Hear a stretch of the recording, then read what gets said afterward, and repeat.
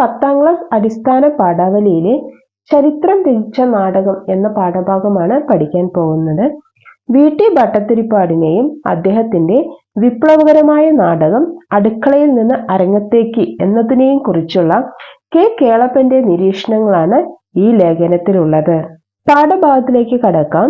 വി.ടി. ഭട്ടതിരിപ്പാട് കാണികളെ അമ്പരപ്പിക്കുന്ന പ്രഭാവമോ ഗാംഭീര്യമോ അസാധാരണത്വമോ ഉള്ള ഒരു വ്യക്തിയായി കാഴ്ചയിൽ അനുഭവപ്പെടുകയില്ല. പ്രഭാവം എന്ന് വെച്ചാൽ കഴിവ്. അപ്പൊ ആ കാണികളെ അമ്പരപ്പിക്കാനുള്ള കഴിവോ ഗാംഭീര്യമോ അസാധാരണത്വമോ ഉള്ള ഒരു വ്യക്തിത്വമായിരുന്നില്ല വി.ടി. ഭട്ടതിരിപ്പാട്. എന്നാൽ അദ്ദേഹം ഒരു അസാധാരണ വ്യക്തിയാണ്. ഏറ്റവും ചെറിയ ഒരണു അഥവാ ആറ്റം അതിന്റെ ശക്തി ജ്വലിപ്പിക്കാൻ തുടങ്ങിയാൽ ലോകത്തെ മുഴുവൻ അമ്പരപ്പിക്കും. വി.ടിയുടെ ചിന്താശക്തിയുടെ ബഹിപ്രസരം സമുദായത്തെ ഒന്ന് പിടിച്ചിളക്കി അമ്പരപ്പിച്ചു. ബഹിപ്രസരം എന്ന് വെച്ച് കഴിഞ്ഞാൽ പുറത്തേക്കുള്ള ഒഴുക്ക് എന്നാണ് അർത്ഥം. അതായത് ചിന്താശക്തിയുടെ ബഹിപ്രസരം എന്ന് വെച്ച് കഴിഞ്ഞാൽ ആ ചിന്തകളെ പുറത്തേക്ക് ഒഴുക്കി വിടാനായിട്ട്, ചിന്തകളെ പുറം ലോകത്തേക്ക് എത്തിക്കാനായിട്ട് അദ്ദേഹത്തിന്റെ എഴുത്തിലൂടെ കഴിഞ്ഞിട്ടുണ്ട്. ബഹിപ്രസരം എന്ന വാക്കിന്റെ അർത്ഥം പുറത്തേക്കുള്ള ഒഴുക്ക് എന്നാണ്.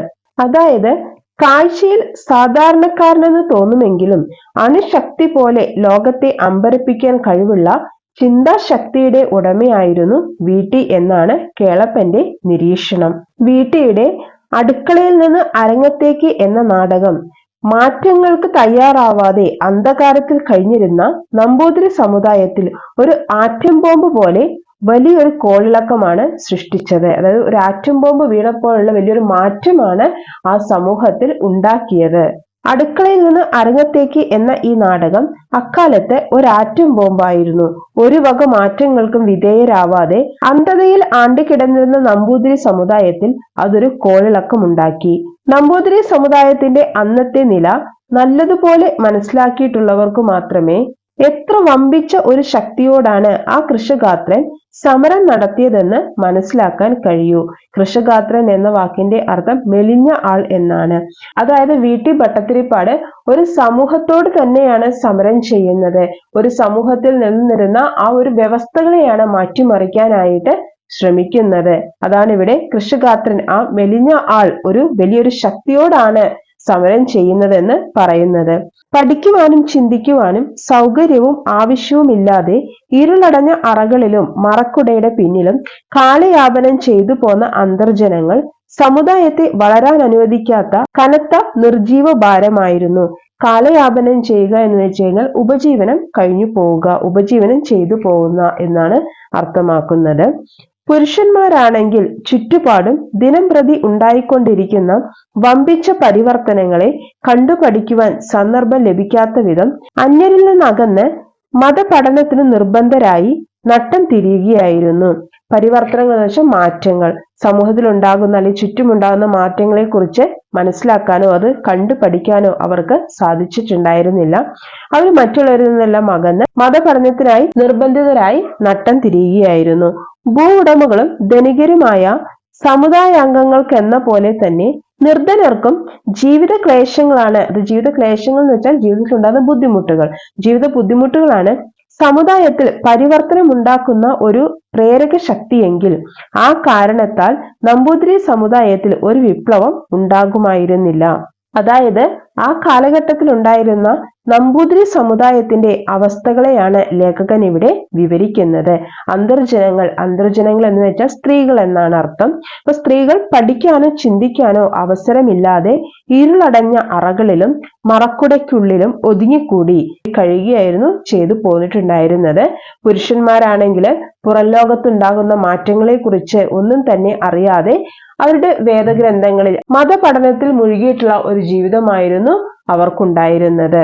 മൂത്ത പുത്രന് മാത്രം സജാതീയ വിവാഹം, ബാക്കി അംഗങ്ങൾക്ക് നായർ കുടുംബങ്ങളിൽ സംബന്ധം. സ്ത്രീകൾക്കാണെങ്കിൽ മനുഷ്യ സമുദായത്തിൽ നിന്ന് എന്ന് തന്നെ പറയട്ടെ. സജാതീയ വിവാഹം എന്ന് വെച്ച് കഴിഞ്ഞാൽ സ്വന്തം ജാതിയിൽ നിന്ന് വിവാഹം കഴിക്കാം. ബാക്കി അംഗങ്ങൾക്ക് നായർ കുടുംബങ്ങളിൽ സംബന്ധം. ബഹിഷ്കൃതരായി സാപത്ന്യം കൊണ്ടുള്ള ക്ലേശങ്ങളെ അമ്പലങ്ങളിലും വീടിനകത്തുമുള്ള മതാനുഷ്ഠാനങ്ങളിലും വിസ്മരിച്ചുകൊണ്ടുള്ള ഒരു ജീവിതം. സാപത്ന്യം എന്ന് വെച്ചാൽ അനേകം ഭാര്യമാരിൽ ഒരുവളായി മാറേണ്ടി വരുന്ന അവസ്ഥ. അപ്പൊ സാപത്ന്യം കൊണ്ടുള്ള ക്ലേശങ്ങളെ, ബുദ്ധിമുട്ടുകളെ അമ്പലങ്ങളിലും വീട്ടിനകത്തുള്ള മതാനുഷ്ഠാനങ്ങളിലും വിസ്മരിച്ചുകൊണ്ട്, അതായത് അവരുടെ ആ ജീവിത ക്ലേശങ്ങളെല്ലാം അവർ ഈ രീതിയിൽ മറന്നുകൊണ്ടുള്ള ഒരു ജീവിതമാണ് അവരെ നയിച്ചിട്ടുണ്ടായിരുന്നത്. അത്തരം ഒരു സമുദായത്തെ സ്വന്തം അധപതനത്തിനുള്ള കാരണങ്ങളിലേക്ക് ഹഠാത് ആകർഷിച്ച് സമുദായത്തെ പരിവർത്തനം ചെയ്യുക എന്നതാണ് വീട്ടി നിർവഹിച്ച ദുഷ്കര കൃത്യം. അതായത് മൂത്ത പുത്രന് മാത്രമേ സമുദായത്തിൽ നിന്ന് വിവാഹം കഴിക്കാൻ സാധിച്ചിരുന്നുള്ളൂ.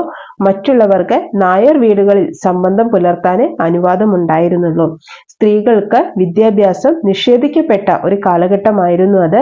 അവർ ബഹിഷ്കൃതരെ പോലെയാണ് അവിടെ ജീവിച്ചു വന്നിട്ടുണ്ടായിരുന്നത്.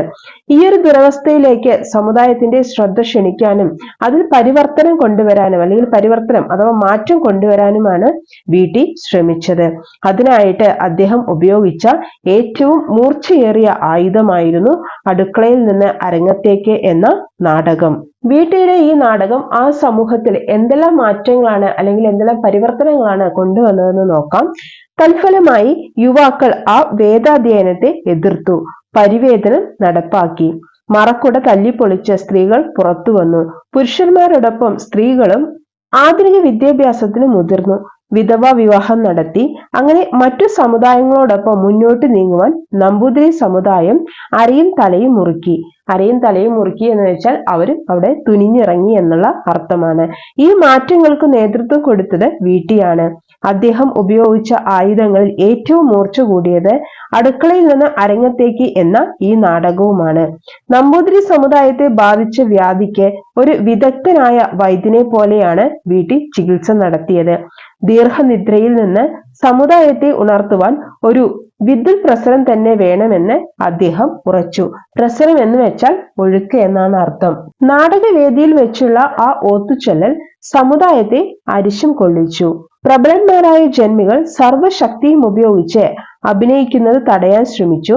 ശൂദ്രർ കേട്ടുപോയാൽ ചെവിയിൽ ഈയമുരുക്കി ഒഴിക്കേണ്ട ആ മന്ത്രോച്ചാരണമാണ് പബ്ലിക് സ്റ്റേജിൽ വെച്ച് നടത്തുന്നത്. മറക്കുടയില്ലാതെ പുറത്തിറങ്ങിയ അന്തർജനങ്ങളെ കണ്ടുപോയാലുള്ള തീരാ പാപം അകപ്പെടാതെ കഴിക്കാൻ നമ്പൂതിരിമാർ ഭസ്മം പൂശി അകത്തടച്ചിരുന്നു.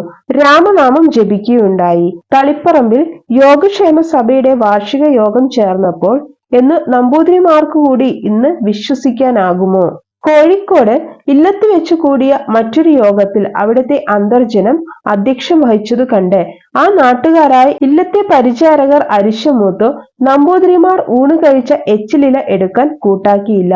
ആ കൃത്യം നമ്പൂതിരി യുവാക്കൾ തന്നെ നിർവഹിക്കേണ്ടി വന്നു എന്ന് കേട്ടാൽ അന്നത്തെ അന്ധവിശ്വാസങ്ങളുടെ വ്യാപ്തിയും പ്രാബല്യവും എത്രമാത്രം ഉണ്ടായിരുന്നു എന്നൂഹിച്ചുകൂടെ. പുറമേയുള്ളവർക്ക് അജ്ഞാതമായ ആ സമുദായ ജീവിതം ഏതാനും ചെറിയ രംഗങ്ങൾ കൊണ്ട് വെളിവാക്കിയ കലാനൈപുണിയെ എത്ര തന്നെ അഭിനന്ദിച്ചാലും അധികമാവില്ല. കലാനൈപുണി എന്ന് വെച്ചാൽ കലാപ്രദർശനത്തിനുള്ള സാമർഥ്യം. അപ്പൊ വീട്ടിയുടെ സാമർഥ്യത്തെ എത്രത്തോളം അഭിനന്ദിച്ചാലും അധികമാവില്ല എന്നാണ് പറയുന്നത്. ഈ നാടകത്തിലെ സമുദായ ചിത്രീകരണം അതിശയോക്തി കലർന്നതല്ല. അതാണോ മുഴുവൻ പരമാർത്ഥം എന്ന ചോദ്യത്തിന് അവകാശമുണ്ട്.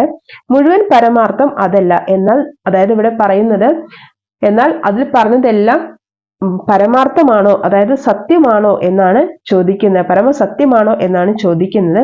എന്നാൽ മുഴുവൻ പരമാർത്ഥം അതല്ല. നമ്പൂതിരി സമുദായം അമൂല്യങ്ങളായ പലതും രാജ്യത്തിനു പ്രദാനം ചെയ്തിട്ടുണ്ട്.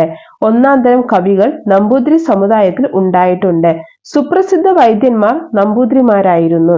മഹാപണ്ഡിതന്മാരും ശാസ്ത്രജ്ഞന്മാരും അവരുടെ ഇടയിൽ ഉണ്ടായിരുന്നു. എന്നാൽ നമ്പൂതിരി സമുദായത്തിന്റെ ധനസ്ഥിതിയും സമുദായത്തിൽ അവർക്കുണ്ടായിരുന്ന അഗ്രിമസ്ഥാനവും, അഗ്രിമസ്ഥാനം എന്ന് പറഞ്ഞാൽ ശ്രേഷ്ഠമായ സ്ഥാനം എന്നാണ് അർത്ഥം. അപ്പോൾ നമ്പൂതിരി സമുദായത്തിൽ അവർക്കുണ്ടായിരുന്ന അഗ്രിമസ്ഥാനം, ശ്രേഷ്ഠമായ സ്ഥാനവും നോക്കുമ്പോൾ എത്രയും വിരളമായിരുന്നു സമുദായത്തിന്റെ നേട്ടം എന്ന് സമ്മതിച്ചേ തീരൂ.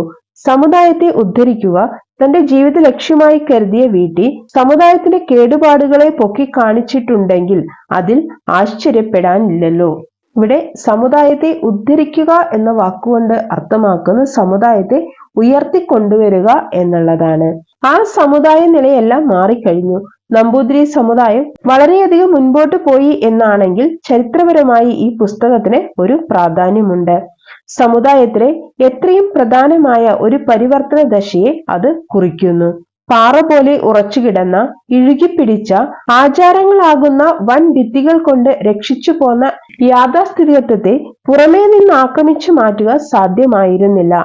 അതിനുള്ളിൽ നിന്നുള്ള ഒരു പൊട്ടിത്തെറിയാണ് ആ കോട്ടയെ ഭേദിച്ചത്. അതിന് നേതൃത്വം വഹിച്ചത് വീട്ടിയാണ്.